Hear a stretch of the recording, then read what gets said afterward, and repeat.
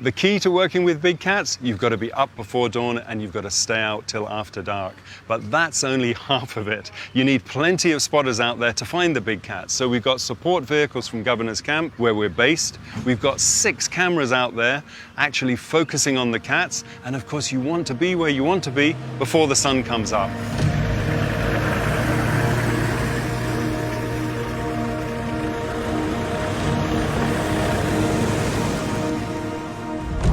There's something truly extraordinary about living a life alongside the big cats. We're Jonathan and Angela Scott, and we've been following the lions, leopards and cheetahs of the Masai Mara for over 40 years. They're not just big cats to us, we know them as individuals. Alongside us is our good friend Jackson Oliluseya. He's spent his life in the Mara, and these characters are as special to him as they are to us. Join us as we draw back the curtain on the intimate story of their lives.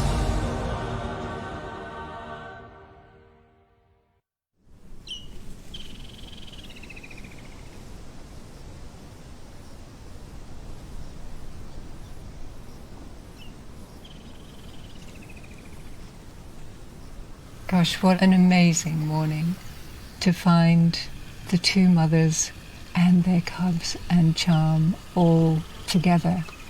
I mean, I just couldn't have wished for more.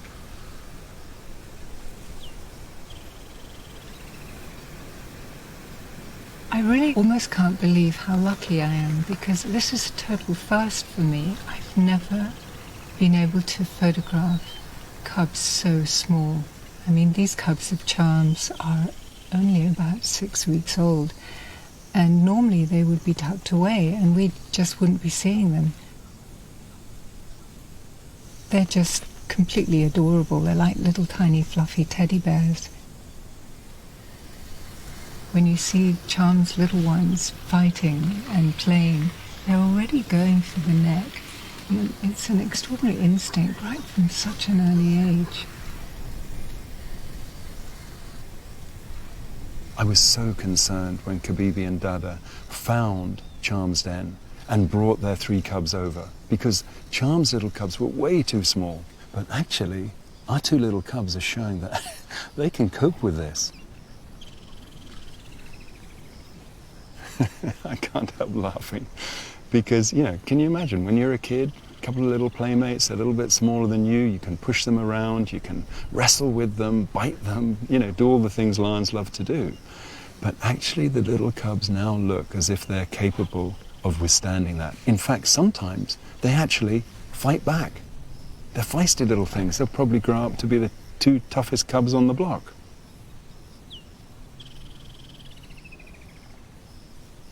And of course the benefit to Charm is that she's now part of an enlarged group, an enlarged creche. We've got 5 cubs now, which will be raised together. And we've got 3 mothers actually working in coordination together. They will hunt together. They will defend these cubs together. You're now seeing the benefit for lions of being part of a group. They can't really survive on their own. They can't go back to being a solitary cat like the leopard, doing everything for themselves. They need support if they are going to raise cubs successfully. So Charm has backup now.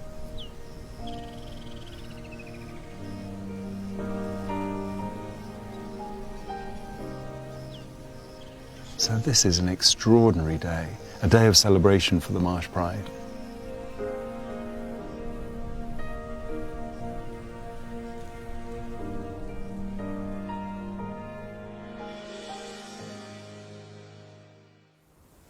We spend most of our times in our vehicles trying to find big cats. It's the best way. It's like a mobile hide.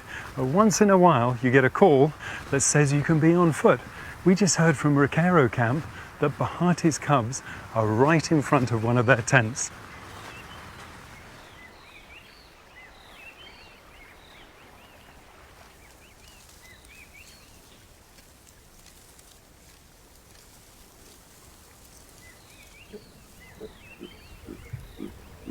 We've had baboons walking up and down the Talek River all day. Bahati is further back downstream there. with a kill in the tree, and she's got her 3 cubs stashed at the base of a tree amongst the roots. But every so often they come out, they start playing, they move around, and right now one of them has gone right up in the top of a tree, and I am certain the baboons know he's there.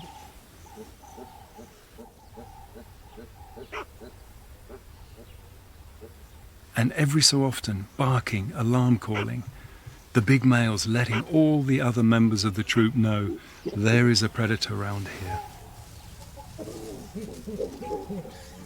Oh no, look at that. One of the baboons has gone up in the tree. And a second one. And what they're doing is they are trying to put the fear of God into that little cub. And so far, it's holding its ground. I mean, it's literally just lying against one of the branches. They're threatening that little cub. And you can see, every so often he's hissing, he's snarling. He's doing his best to say, don't even think about it. I will attack back. Oh, look, did you see? That one baboon just leapt. But the little cub's brave. I mean, he's just holding his ground. And of course, in some ways, that's the best thing to do, because if you panic in this situation, you can get yourself killed. Leopards kill baboons, and sometimes baboons kill leopards. Oh, he's coming down. I think he's trying to come down. You can see, just head down on the stem. Oh no. Oh my God, he just fell. Boom, just like that. 2 baboons on his tail. Look at the one just going right up to that cave, just looking in there. These are tough customers. Well, that's a day I don't think that little leopard cub's going to forget in a hurry. But it just lets you see what a dangerous life it is for leopards out here in this kind of terrain, especially when there are baboons around.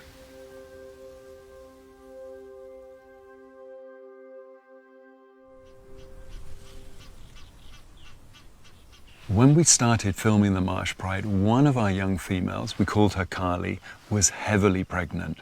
We then had a terrible time one afternoon with her where she was being sick. We were worried whether perhaps she was going to lose her litter. We weren't sure what was going on. To our surprise and our delight, she had her cubs, but a few days later she moved those cubs to an area just here, which is where Charm, her mother, also brought her cubs. It's not ideal. The bushes where she's got her cubs are really quite sparse, so not a great place for her, and she's been having a real nightmare of a time. Her 4 little cubs at some point scattered from the den. We think there was an interaction between her and one of the big males. She got defensive, all hell broke loose, and the cubs just simply spread out in all different directions. And then Carly was desperately trying to retrieve the situation. These cubs are far too small to be in the open.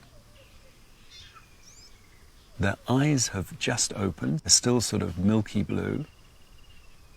They can squawk, and they have been, which again is not ideal, could attract hyenas, danger, could get themselves killed.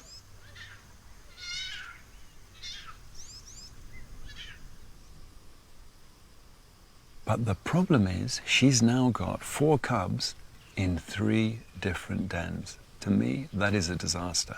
I just hope that by the end of the evening, she will have brought all those cubs back to one den site and things will settle down. And if she does, when we come back in a few months' time, what a wonderful situation it will be if we find Carly with 4 beautiful cubs and that everything has turned out fine for her. But right now, I'm not sure that's going to be the case.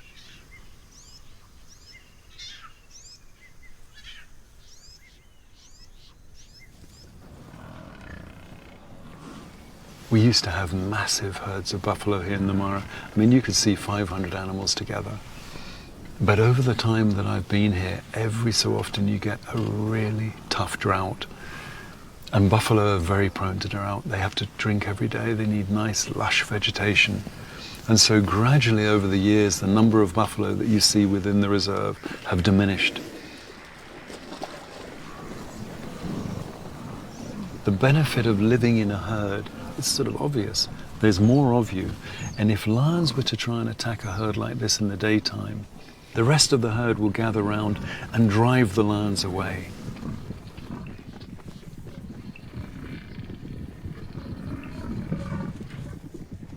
But you can imagine, this is not easy for lions to try and attack a herd. So there's benefit of these big animals all being together.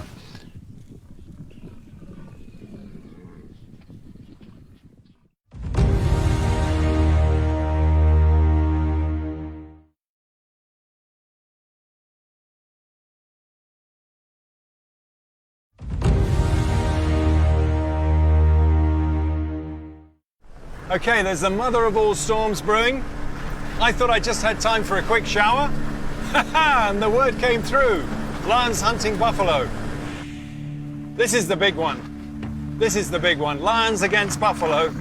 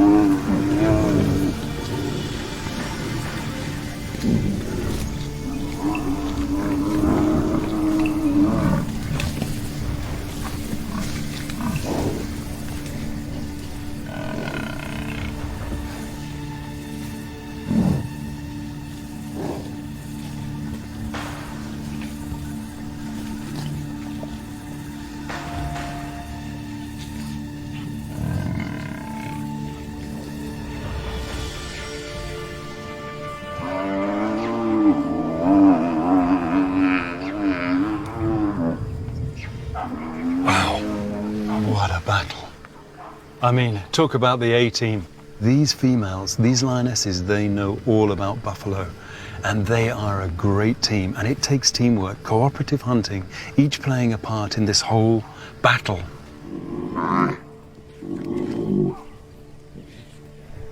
Okay, buffalo coming. Buffalo coming, guys.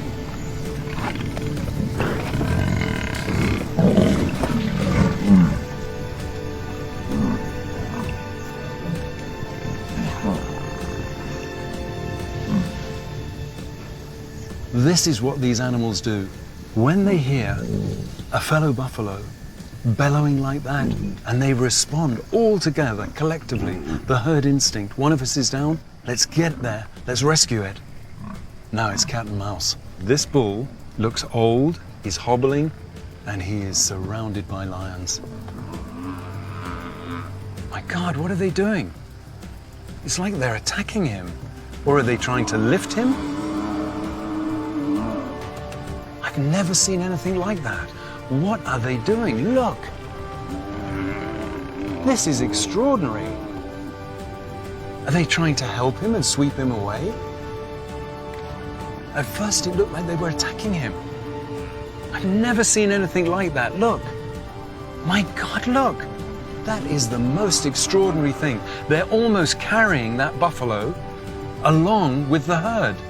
I mean, he could barely stand at one point. They have just swept him up. My goodness me. Listen to these sounds. I mean, wouldn't that put the fear of God into you? Your worst nightmare on a dark night? Or walking through a forest? A buffalo who's really, really upset about life? We've been watching this old bull now for days. We spotted him, he's got an injured back leg, he can barely move at times, he gets left behind by the herd, so he was an easy target for our lions. They are master hunters. But the way the buffalo came in, I mean, he is so weak. Without the herd, he would be finished. This shows you the power of the herd. Get isolated and you're in trouble. Stick with the herd, have the herd as backup to support you, and you've got a chance.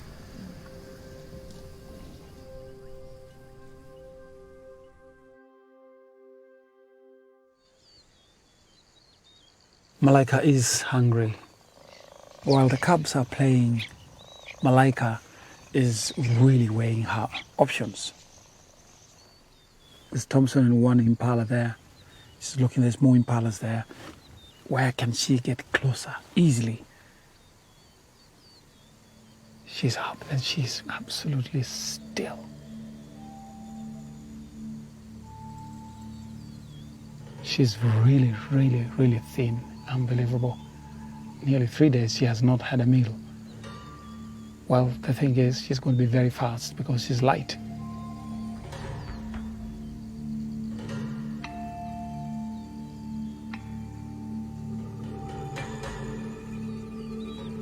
Malaika is right there in really nice grass, so she can approach as much as she can, plenty of cover. Look at her, she's absolutely frozen. That one, get focus on that one. Right there, right there, right there. She's coming straight towards us.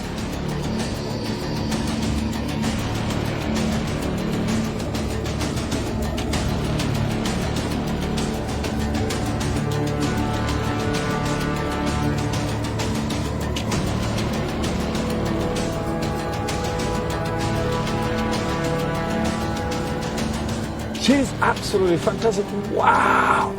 Look at that.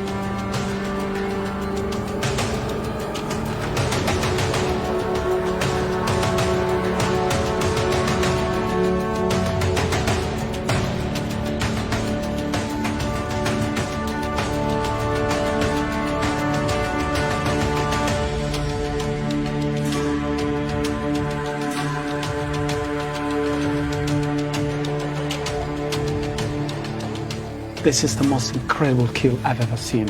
If you think it's taking nearly a minute before she can pull that impala down.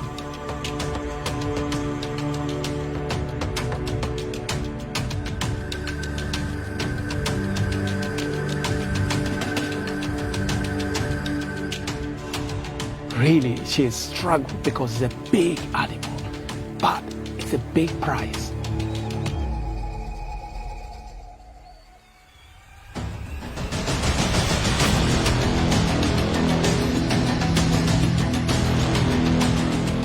Is a very tough position.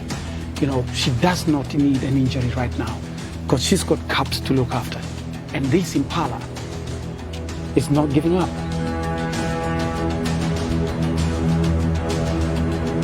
Almost. All right, got it. Got it on the throat.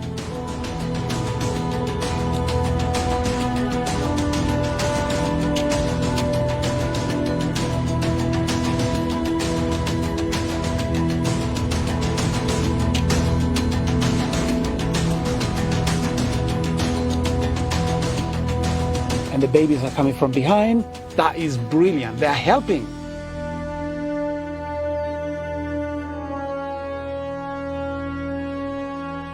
When you see the impala down, victory at the end. Wow, that is absolutely amazing. One of the best chases I have ever seen. Seeing the big animal down on the ground, you've got a meal, now your job begins. She's searching. Look, everywhere. Look at her head. She's got so much fear of other predators arriving, and she needed to rest. And she needed to eat immediately, just in case vultures, jackals, or any other predators see it. They cannot compete with the rest of the bigger predators. Hyenas certainly, lion and leopard.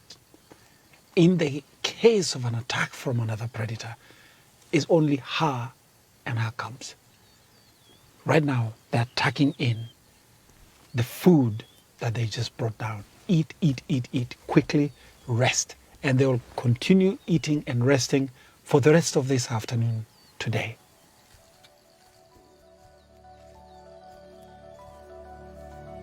You know, animals have to give a life for the others. Like us, we need something with life to keep us going, to live. And therefore, the cheetahs, as tough and brutal it can be, for that impala, he is giving life to Malaika for the survival of the cheetah family.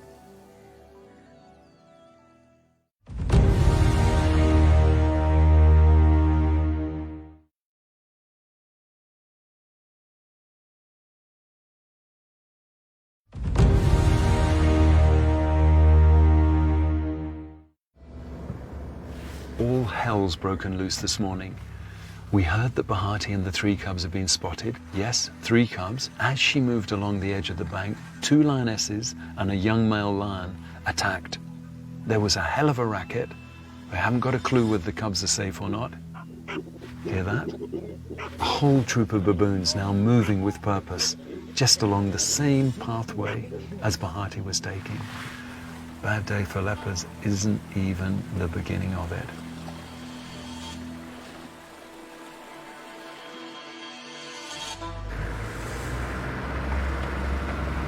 Okay, we're just going to cross the taluk.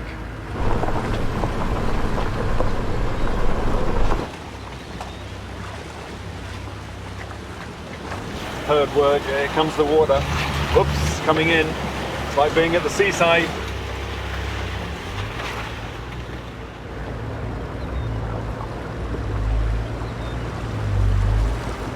Three lions against 1 leopard, no contest.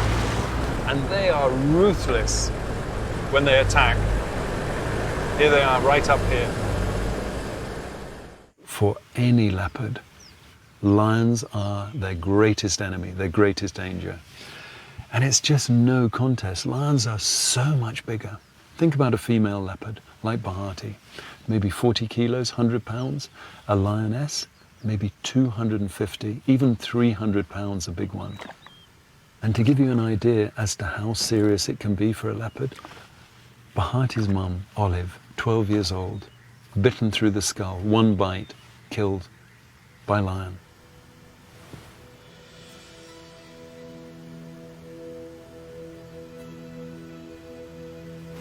I can see Bahati, or at least what I can see is a tiny patch of spots.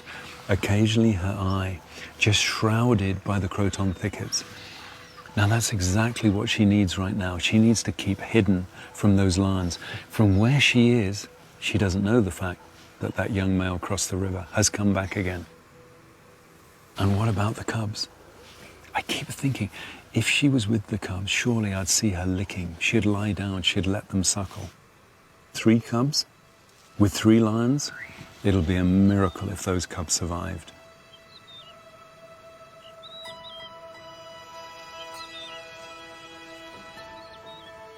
Oh, there's a cub, 1 cub. Just run to Mum, or she just found it.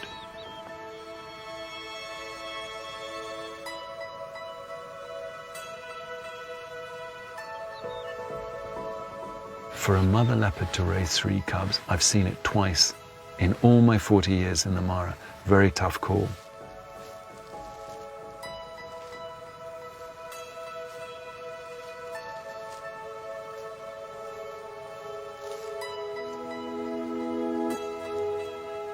Oh, fantastic.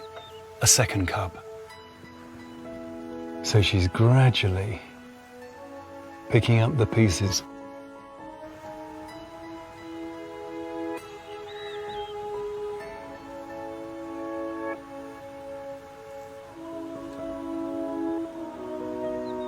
She must be looking for the 3rd cub, because she keeps moving. She let the 2 just suckle briefly, but she's got an agenda. She's still looking for 1 cub.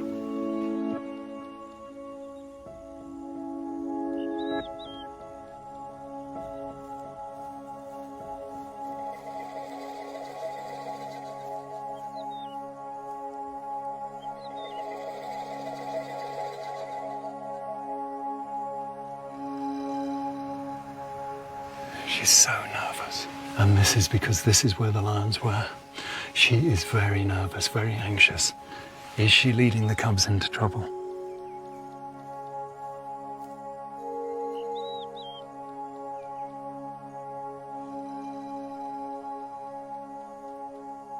I have never seen a better view of a mother leopard with small cubs than this. And the only reason we're seeing it is because of the fact that the lions attacked this morning. You can hear my voice is shaking. That's how excited I am. But I'm also very anxious about that little cub.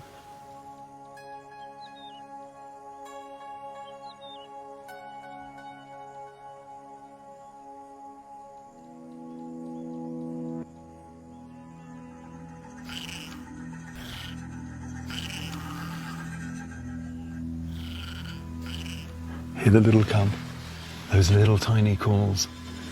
That little cub wanting reassurance from mum. This is the opposite of what a leopard normally does.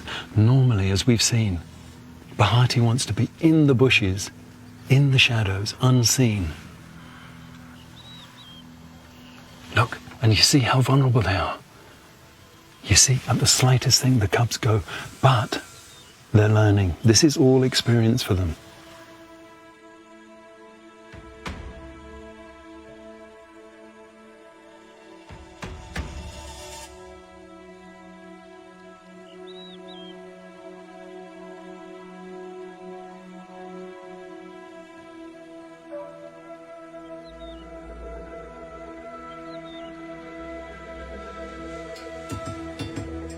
Oh my God, the lions are right here. Here's our leopard with the cubs. Here's the lions that caused the damage this morning.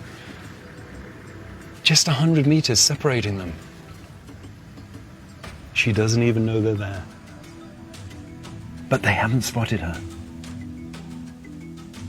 Look at Mom, look how alert she is. Maybe she picked up on the scent of the lions. And the further she walks along the river, the more I fear that that little cub, the third little cub, gone. And here is the cause of the trouble. For leopards, there is no greater danger, no greater threat. Some of the leopards that I've watched raise just 20% of their cubs in a long lifetime.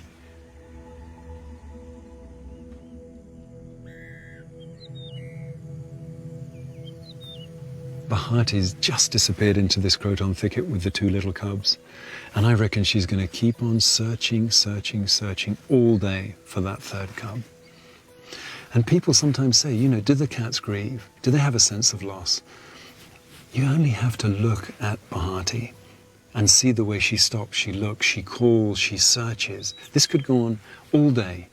She'll go backwards and forwards, and just, I hope, she doesn't bump into those lions.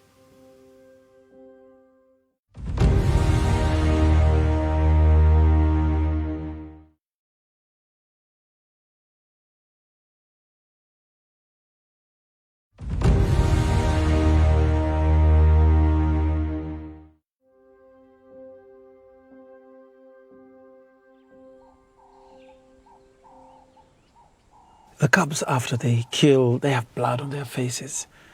And they must clean that blood so no any other predator, no any other animal can smell them. Cheetahs are very clean animals.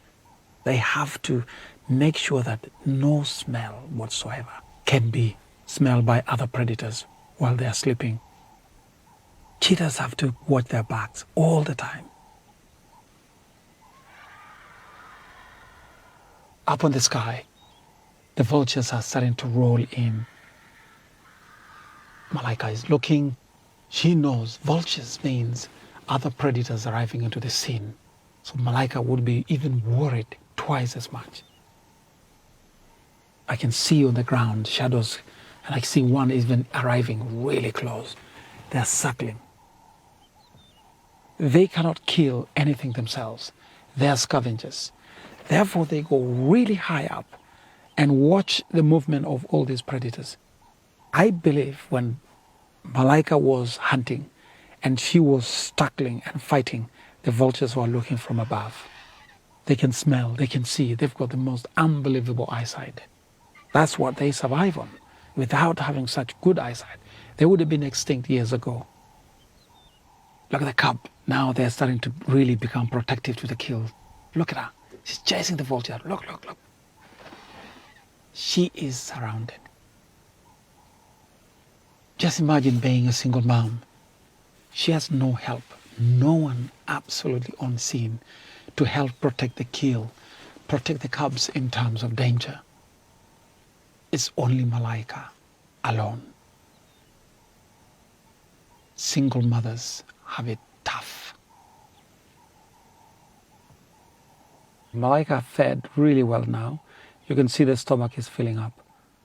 Right now, if she drop and leave, she's done very well. And the cubs are quick to get in. They're very well fed. She just needs a little bit of room, just a little bit, to put the dessert in and walk away. vultures piling in. The vultures now are going to finish the kill, and Malaika, she's going to hide somewhere in the bush for the next few days, very happy. We are also very happy. And now she's off to sleep safely with her cubs.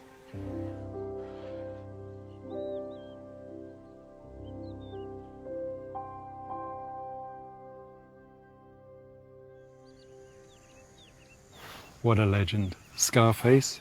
This is a big day for me because this particular male lion, I just love him. He's such a character. I mean, all the years I've spent in the Mara, obviously at times I've had favourites. Amongst the lions, this is one of them. He used to be a pride male with the Marsh Pride. He's one of what we call the Four Musketeers. They came into the Marsh Pride 2011, and this particular male had the most appalling wound. You could barely see the eye. What had happened was he'd taken a terrible blow, we think probably, in a fight with other lions. 2013, he was shot. The vets treated him, he recovered, and those four males moved south and took over the Paradise Pride. So this is a great survivor. I mean, Scarface's story, what an incredible lion this is. The Paradise Pride, they're named after Paradise Plain. It's a beautiful area which borders the Mara River, and they're neighbors of the Marsh Pride. And this pride, it's a big pride. When you count all the cubs, there's probably more than 20 lions in this pride. You could see the way the females there, they were just intent on that food. They didn't even pay any respect to the old boy at all. And you can see the way he stood proud. And then as the females went past, he came and scraped his feet. He's marking the place. It's part of his territorial repertoire, saying, this is my place, this is my food, and these are my lionesses. The Mara and the Serengeti to the south of here is famous for its big black maned lions. So what's so important about a black mane? Well, the scientists tell us that actually it's a sign of fitness. From the female's point of view, these are the males that you want to sire your cubs. And there is nowhere right now in the Mara where there is a male with a bigger black mane than Scarface.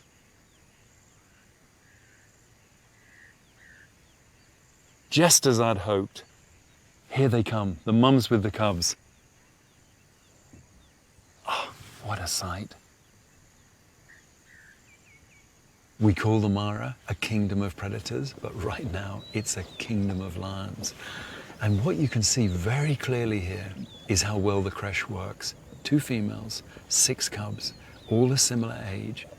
As they grow up, they'll have buddies. If they get pushed out of the pride, you need backup. So numbers means success. I think when you live in situations like this, so close to nature, where life and death are inseparable, when they're a natural part of living, I think you draw strength from the courage of these animals, from their stoicism, from their resilience. They never give up. So when I look into the eyes of an old warrior like Scarface, I can only feel compassion because I know that for most lions, death will be a violent death at the hands of other lions, at the hands of hyenas. And I look at Scarface and I think to myself, will he perhaps be chased away from this area, beaten up, killed? Could be. Those are the natural changes that take place. But today I salute Scarface. Haven't seen him for a year, and it's a little bit of magic for me to watch this incredible lion.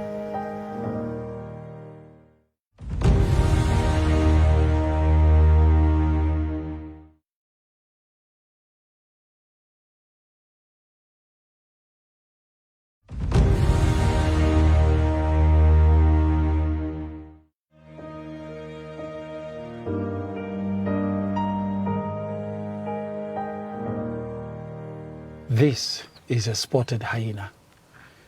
We call them the super hunters. In terms of the hierarchy, where they fit, they are very close to our big cats, the lions. This little den has got cubs, When they grow up, they change to be golden spotted. In Swahili, we call it madoadoa chafu, the dirty spotted. They're not actually clean spots like a leopard or a cheetah.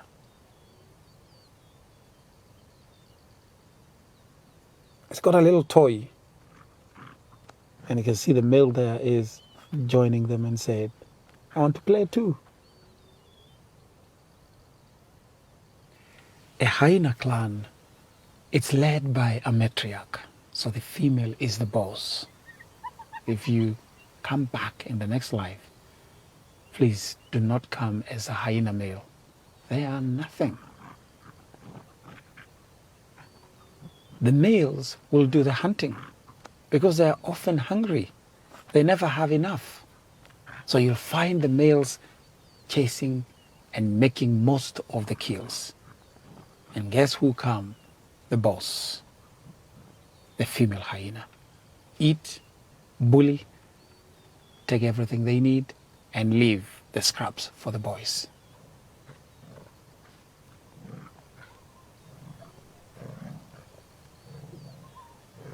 This is a nice little play of the hyenas in the morning. You see how sweet they are as a family. They run around, they play together. And that little female, even the male hyena, have taken a huge interest to play with her. And the little cub goes after him, saying, I'm the future boss. I'm the future matriarch. Look. And the mother is there just saying, right, it's okay. Okay, kids, no trouble here. They're just a lovely family to watch.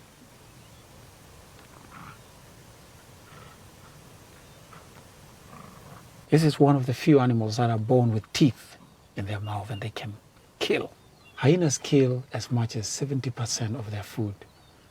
If you think of this kingdom where it's ruled by lions, and the hyenas are always known to be the scavengers, mean, ugly animals. It's not true. Look at these cubs. Look at how cute they are. Look at that family.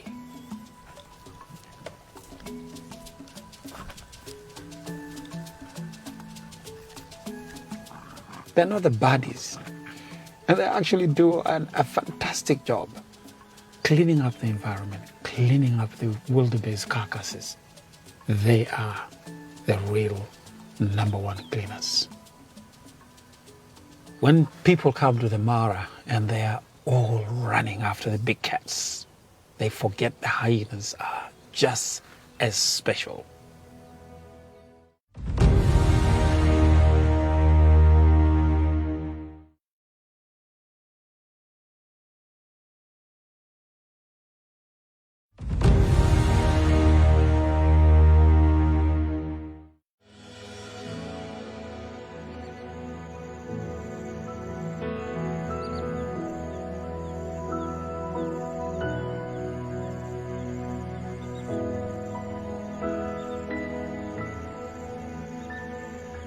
This has to be what everybody who wants to come on safari to Africa is dreaming of seeing.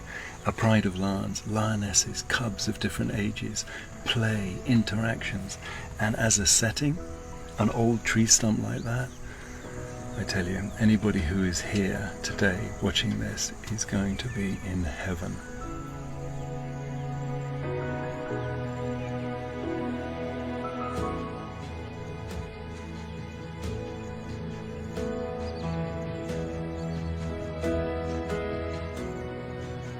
When I look at these little cubs, I'm remembering that Angie and I have known Charm since she was the size of these 2 tiny cubs, about 6 weeks old. She's particularly special to me. She's got such presence. There's a sense of wisdom when I look into her face. There's a sense of experience.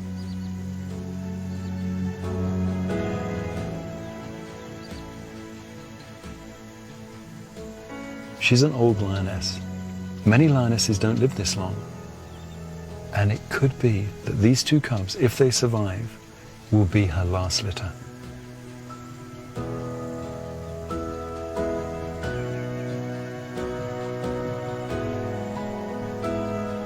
every day that these little cubs survive, it will be better and better because they will be more and more mobile. They'll be stronger. They'll be more able to deal with the likes of Modra and Beely solo, roughing them up.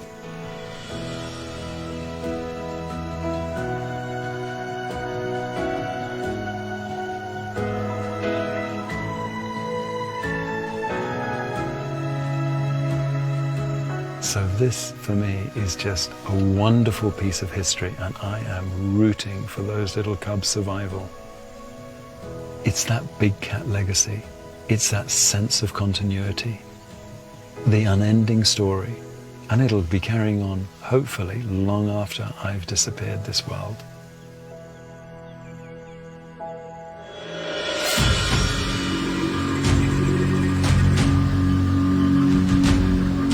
Just look at this. 6 young nomads on the prowl. You can see the intention on their faces, the way they walk.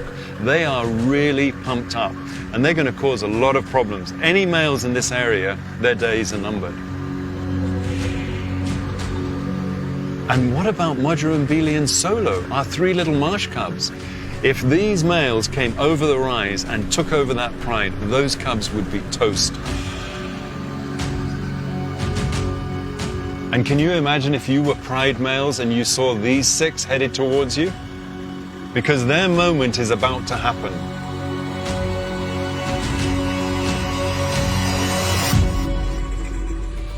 Next time on Big Cat Tales. After several months away, our team returns to the Mara during the Great Wildebeest Migration. Everything is about to change.